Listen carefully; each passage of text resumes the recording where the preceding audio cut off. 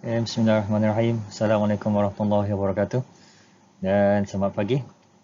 Hari ini kita akan sambung tajuk kita, iaitu pengenalan kepada perakaunan.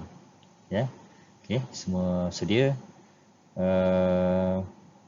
Buku teks kena ada sekali ya. Okey. Okey. Sejarah perakaunan dan perkembangan dia. Okey. Mula-mula kita akan tengok rekod perakaunan yang paling awal didapati di Babylonia. Babylon. Kat mana Babylon ni? Sekarang kat Iraq. Pada tahun 3500 sebelum Masihi. Catatan tersebut dibuat dalam bentuk kepingan tanah liat. Ada rekod. Kemudian pada tahun 400 sebelum Masihi, rekod perakaunan telah dibuat dengan menggunakan kertas. Asal itu di atas kepingan tanah liat, sekarang ni buat atas kertas. Kemudian tiba-tiba sejarah ni lompat terus kepada abad ke-14. Daripada abad 1 ke abad ke-14 ni tak ada cerita pasal akaun ke? Ada kan. Zaman Khilafah, zaman Rasulullah pun telah memulakan sistem perakaunan. Cuma dalam buku teks ni dia dah buang silibus tu. Buku teks lama ada. Okey, tak apalah. Okey. Ini adalah Luca Pacioli yang memperkenalkan sistem catatan bergu. Inilah orang dia. Kemudian perakaunan dia berkembang pesat semasa revolusi perindustrian pada abad ke-17-18. Kemudian perakaunan kos telah diperkenalkan bagi memenuhi proses pengeluaran prima yang berkembang pesat. Kemudian terus kepada tahun 1973 diringkas Jawatankuasa Piawaian Perakaunan Antarabangsa ditubuhkan untuk menggalakkan penggunaan piawaian asas dalam perakaunan. Maksudnya nak bagi standard semua satu dunia pakai pelaporan yang sama. Okey, sejarah perakaunan sedikit. Okey, seterusnya ialah perkembangan proses perakaunan secara manual dan presian komputer. Dulu-dulu ni, sebelum tahun 1995, tahun-tahun sebelum tahun tu, berniaga perakaunan ni kita rekod dalam buku. Kita kena tulis, kena rekod. Maksudnya bila kita dapat dokumen sumber ni, resit ke, nota debit ke, invoice ke, bil tunai ke apa ke, kita akan rekod. Kita akan tulis dalam buku. Ada buku jurnal, ada buku tunai, kita kena tulis satu-satu.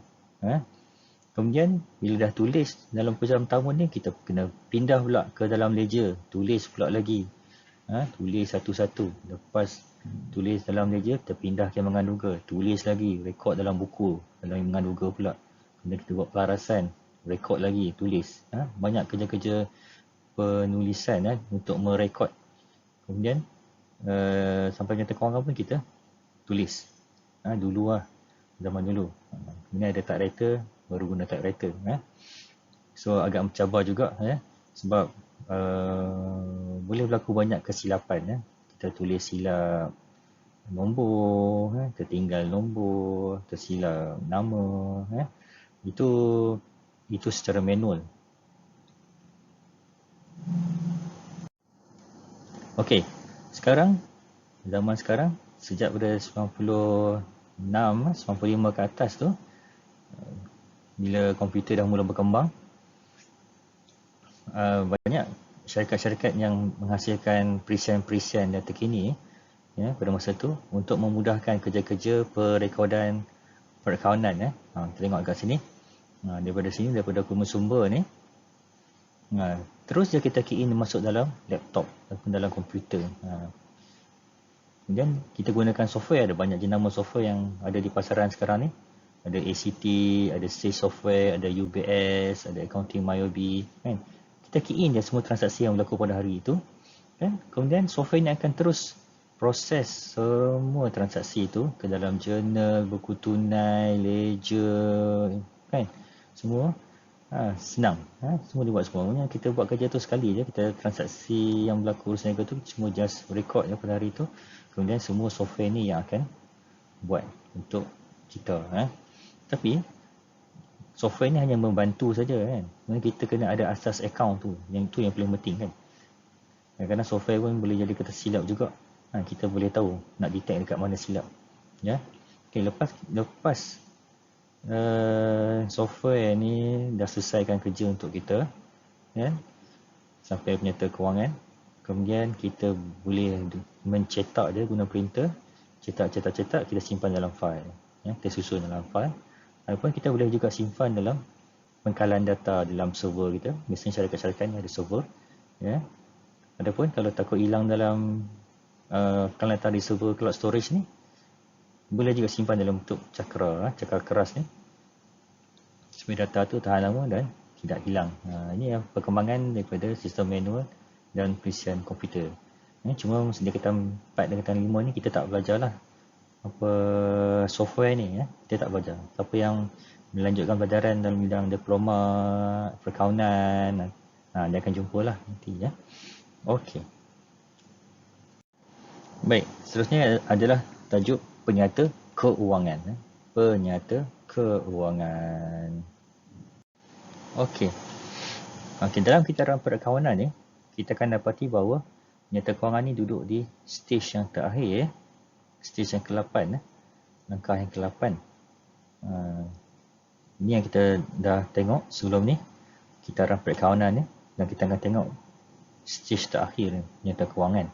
Maksudnya daripada 1 sampai 7 ni semua lah urus niaga perekodan. Kita merekod. So penyata keuangan pun kita rekod juga dan kita akan analisis dia. Kita akan analisis. Okey. Okey, apa dia penyata keuangan ni? Okey, penyata keuangan ni sebenarnya ada satu rekod yang formal. Dia mengandungi semua maklumat kewangan perniagaan kita. Sesebuah perniagaan tu dia adalah rekod formal. Bila rekod formal ni maksudnya boleh diguna pakai. Okay, dia mesti dibuat mengikut struktur dan format pelaporan yang digariskan dalam piawaian pelaporan kewangan, Financial Report Standard dalam MASB tu. Dia kena ikut standard tu. Kita bukan boleh pandai-pandai je nak reka kita punya nyata kewangan sendiri, supaya bila standard, maksudnya semua orang bila baca nyata kewangan dia akan faham.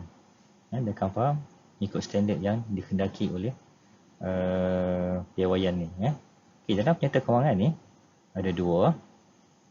Satu nama dia akaun perdagangan dan akaun untung rugi. Dalam ni sebenarnya ada dua, tapi kita satukan jadi akaun perdagangan dan untung rugi. Dan yang kedua ialah penyata kedudukan keuangan. Ada dua. Bila sebut penyata kewangan ni ada dua. Akaun perdagangan dan untung rugi, APUR. Senangnya kita kata ringkasan dia APUR. Penyata kedudukan keuangan, PKK. Okay, apa kerja akaun perdagangan dan untung rugi ni?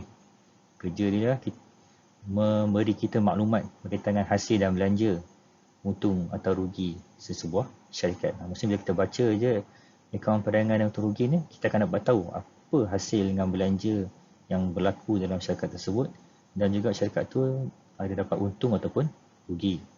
Okay. Dalam PKK pula, penyata kedudukan kewangan ni, apa yang maklumat yang kita boleh dapat ialah kita boleh tahu berapa banyak harta yang syarikat tu ada, aset yang dia ada, berapa banyak hutang yang sedang ditanggung oleh syarikat tersebut, ada berapa pegangan equity dia. Nanti kita akan belajar satu-satu ni. Okay, maksudnya kedua-dua maklumat ni penting, kedua-dua akaun ni penting kepada pengguna. Okey. Okey, ini contoh dalam buku teks nyata pendapatan bagi tahun berakhir 31 Disember 2015. Ini sebenarnya adalah APUR, akaun perdagangan dan untung rugi. Tengok ni ada perolehan, ada berapa banyak jualan yang pada tahun tu. Nak tengok ada hasil-hasil lain tak yang syarikat dapat. Kemudian ada belanja apa yang berlaku dalam syarikat tu. Kita akan tahu detail.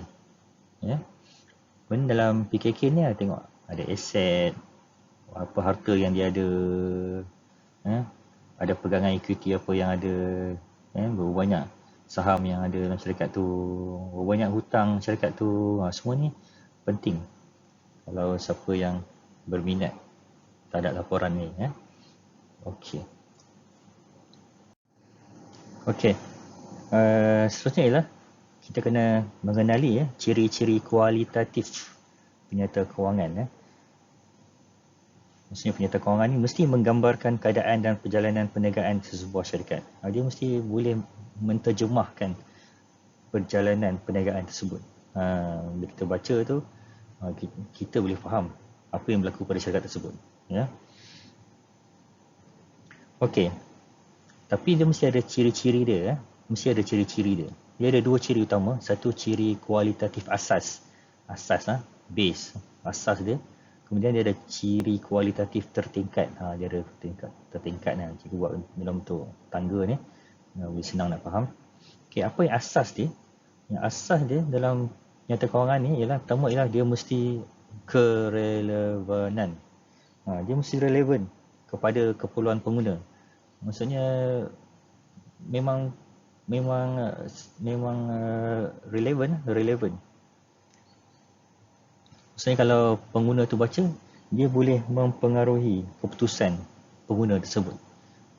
Sama ada dia nak beli ke, dia nak jual ke, dia nak bagi pinjam ke, dia nak melabur ke. Daripada penyerta kewangan tu dia boleh buat satu keputusan. Itu maksud relevan. Yang kedua ialah perwakilan benar. Perwakilan benar ni maksudnya apa yang diterjemahkan dalam penyerta kewangan tu mestilah bebas daripada sebarang kesilapan yang besar material. Tak ada laporan berat sebelah.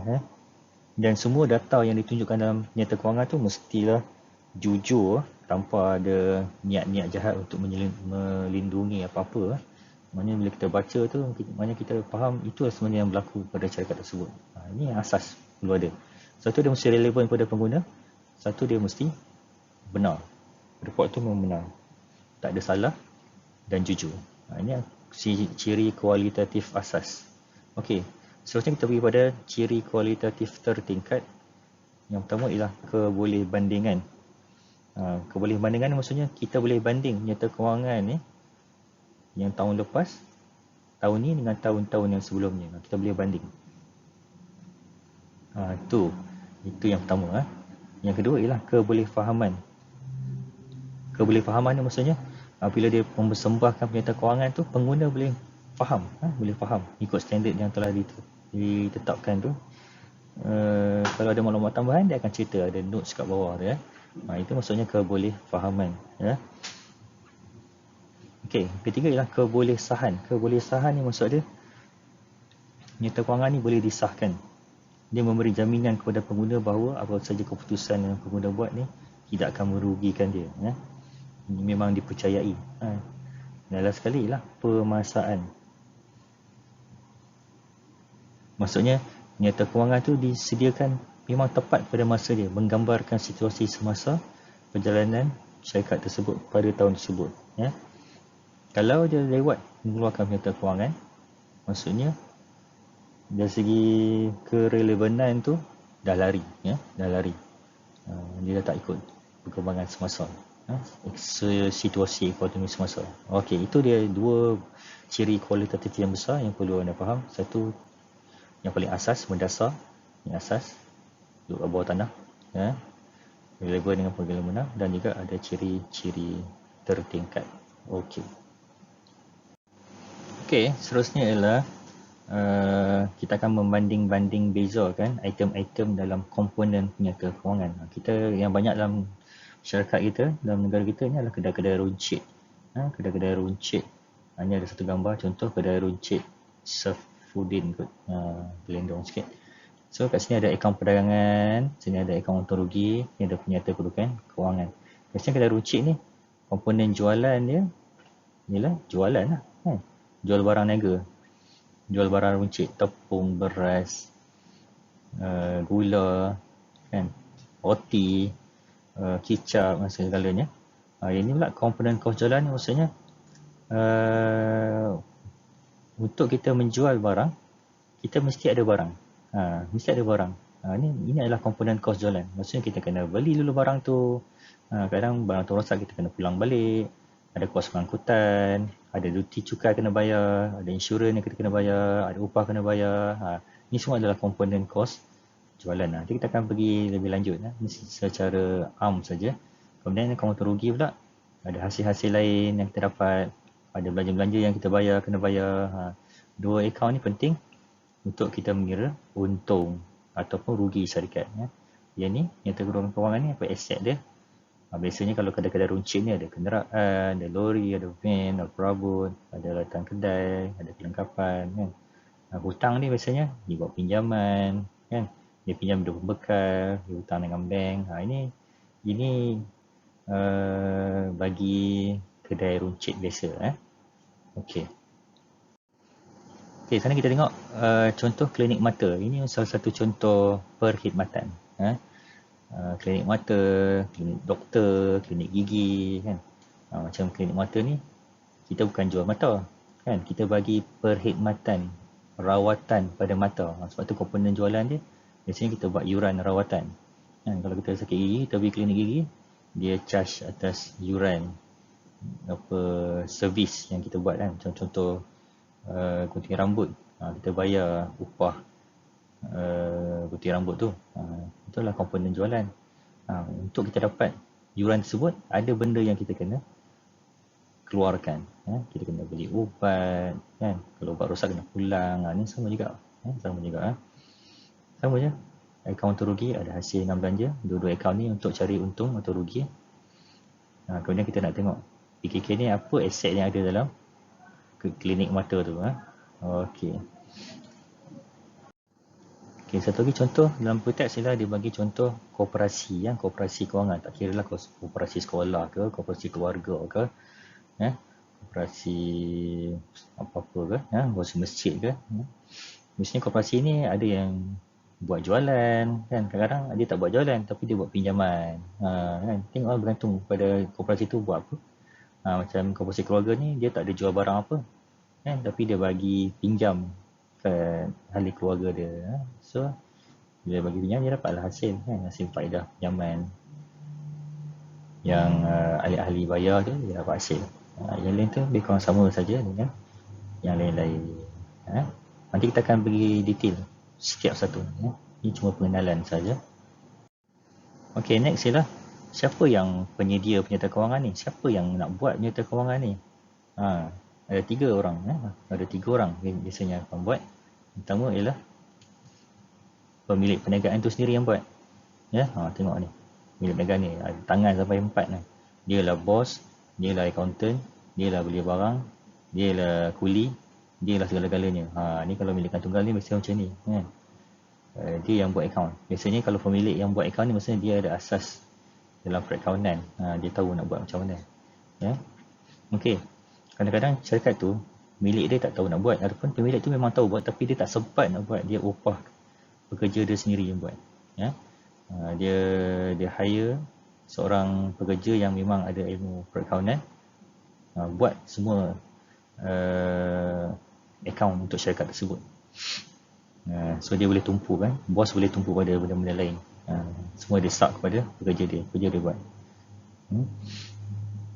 Kalau pekerja sendiri pun tak boleh nak buat, biasanya syarikat akan upah pihak luar, syarikat accountant luar, tolong buatkan akaun untuk syarikat. Tapi ini kena bayar lah, biasanya mahal lah. Biasanya syarikat ni dia yang kalau yang tak ada keperkaran sendiri ni dia akan upah, memang terpaksa buat upah sebab nanti dia kena hantar statement. Dia kena hantar statement setiap tahun dekat SSM. Ada audit semua.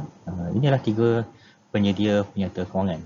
Sama ada kita sendiri, bos, ataupun kita suruh pekerja kita buat, ataupun kita upah pihak luar buat. Okey, seterusnya, siapa yang nak guna penyerta kewangan ni? Yang kita kata tadi formal lah, kena ikut standard lah, apa semua kan. Ada asas lah, ada kualitatif tertingkat lah, semua tu. Yang kita buat susah-susah tadi, siapa yang nak guna? Sebenarnya kita ada dua pihak yang akan menggunakan penyerta kewangan kita. Pertama ialah pengguna dalaman internal dan juga pengguna luaran, external. Kita tengok dulu pengguna dalaman. Daripada report tu, daripada penyerta kewangan tu, yang nak tengok sangat ialah kita sendiri yang kita nak tengok, pemilik perniagaan. Ni Steve Jobs ni, Apple. Kita sendiri yang nak tengok penyerta kewangan tu sama ada syarikat kita ni bagus ke tak bagus. Syarikat kita ni untung ke tak untung tahun tu. Kalau tak untung, kita nak buat apa. Lepas dapat tu, pemilik perniagaan ni mesti akan buat satu keputusan. Kalau tak untung, macam mana nak bagi untung? Kalau dah untung, macam nak bagi untung lagi? Kan? Kalau syarikat tu ada satu, macam nak bagi syarikat tu berkembang, buka cawangan ke apa ke. Itu kedua ialah pihak pengurusan. Misalnya pihak pengurusan ni membantu pemilik kan, nak mengembangkan syarikat. Contoh macam sekarang ni COVID-19 ni, bila jualan berkurang, hasil berkurang, macam mana pihak pengurusan perlu memikirkan untuk mengekalkan untung. Dia terpaksa buat something untuk mengurangkan kos. Sebab tu ramai yang kena buang kerja. Dan juga pekerja pun, yang mahir dia akan tengok juga nyata kewangan ni. Pasal apa? Nak tengok syarikat ni bagus ke tak bagus. Kalau dia kerja ni, mana syarikat ni boleh bayar gaji dia atau tidak. Kan? Kalau dia tengok syarikat ni sengit dia kerja, nanti syarikat tu tak boleh bayar kan. Dia dah penat-penat dah kerja, tapi syarikat tak boleh bayar kat dia. Okey, itu pengguna dalaman. Okey, kita pergi pada pengguna luaran.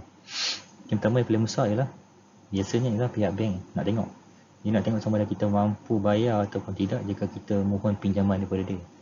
Dia akan tengok kita punya nyata kewangan. Bukan boleh pergi-pergi bank, kata nak pinjam bank boleh bagi terus macam tu, tak ada. Dia akan minta semua, belanjawan tunai, nyata kewangan, semua dia akan tengok. Okay, pihak kedua yang nak tengok ialah agensi kerajaan, LHDN. Nak tengok syarikat tu layak dikenakan cukai ataupun tidak pada tahun tersebut. Dia akan tengok. Dia akan check betul-betul. Satu-satu dia akan check. Okey, seterusnya ialah pembekal. Kalau kita beli barang daripada supplier, kalau kita nak beli secara hutang, pembekal akan tengok juga. Kan? Nyata kewangan kita ni bagus ke tak bagus. Nanti kalau dia bekalkan barang kat kita, kita tak boleh bayar, dia pun rugi. Kan? Satu lagi ialah, yang terakhir ialah pemegang saham. Ni misalnya syarikat sedang berhad ataupun syarikat berhad. Pemegang saham ni dia akan check. Dia mesti ada asas perkawanan, kewangan juga.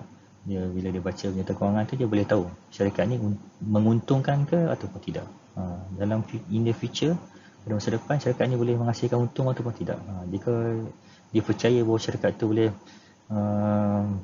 memberikan keuntungan kepada dia, dia akan labur dalam syarikat tersebut. Ini adalah dua pengguna nyata kewangan, pengguna dalaman dan juga pengguna luaran. Okey.